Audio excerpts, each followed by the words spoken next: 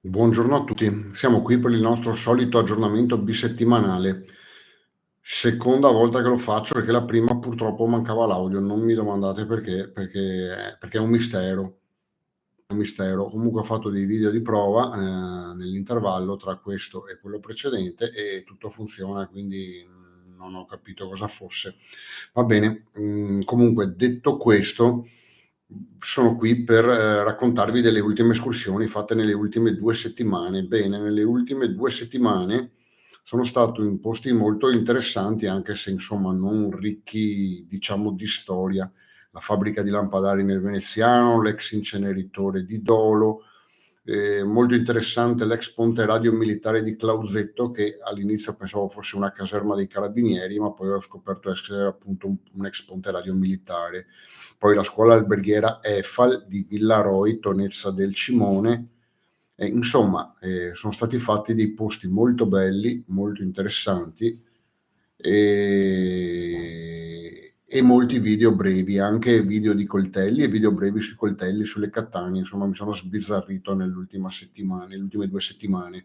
Mentre per quanto riguarda le prossime 2 settimane, invece, dovrei essere molto attivo, anche se purtroppo ho finito le ferie, ho ancora qualche giorno di riposo, quindi potrò ancora fare parecchi video. In particolare domani sarò in posti molto interessanti, una fabbrica dove veniva fatta la manutenzione dei treni che sembrerebbe fallita e al suo interno ci sono ancora dei treni. Ovviamente non so se entrerò, spero di sì. Poi una villa maledetta dove mi è stato detto di non andare, ma non voglio dire che non credo alle maledizioni o roba, comunque io vado e documenterò questa villa maledetta se si riuscirà ad entrare.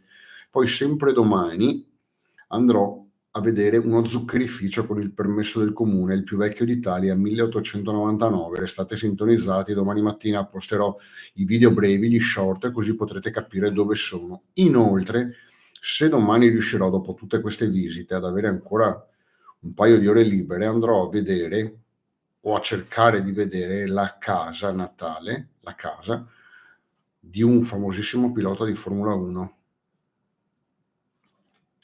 Cosa vi posso dire?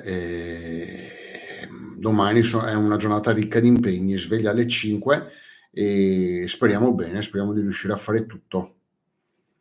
Bene, detto questo, io mi soffermo un attimo su alcuni video polemici che ho fatto, tipo i quiz, oppure tipo quelli dove vi faccio vedere un disegno, perché c'è gente che non capisce la differenza tra esperto di storia, storico, e urbexer, ovvero colui che fa delle escursioni urbane. Io sono un urbex, io non sono un esperto di storia. Sì, ho anche io delle branche della storia in cui sono più esperto, ma nell'urbex si vuole, comunque è mia intenzione, come di molti, far vedere i luoghi abbandonati, e se una persona come me o come altri non sa perfettamente la storia di quel luogo, per quello che mi riguarda non è un problema. Perché? Perché il mio video non ha fini storici, ma ha fini escursionistici. L'adrenalina, il tenermi in forma, sono cose diverse. Io accetto i consigli, accetto tutto, però non accetto assolutamente le persone saccenti che sanno tutto e sono brave perché sanno tutto di quell'argomento, ma vogliono farlo pesare alle persone, okay? Io difendo sempre una voce, una parola italiana che viene usata spesso a proposito: ignoranza. Beh, io sono ignorante in alcuni argomenti e non mi vergogno di dirlo, tutti siamo ignoranti. Il quiz che vi ho fatto qualche settimana fa, quello sul coltello, il minerale, il fossile, ha fatto capire più o meno a tutti, anche a chi crede di sapere tutto, che non esiste chi sa tutto. Ma è normale, è normalissimo, nessuno può sapere tutto.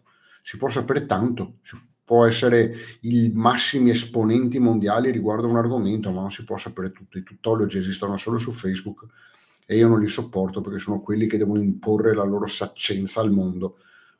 State fuori dal mio canale, ok?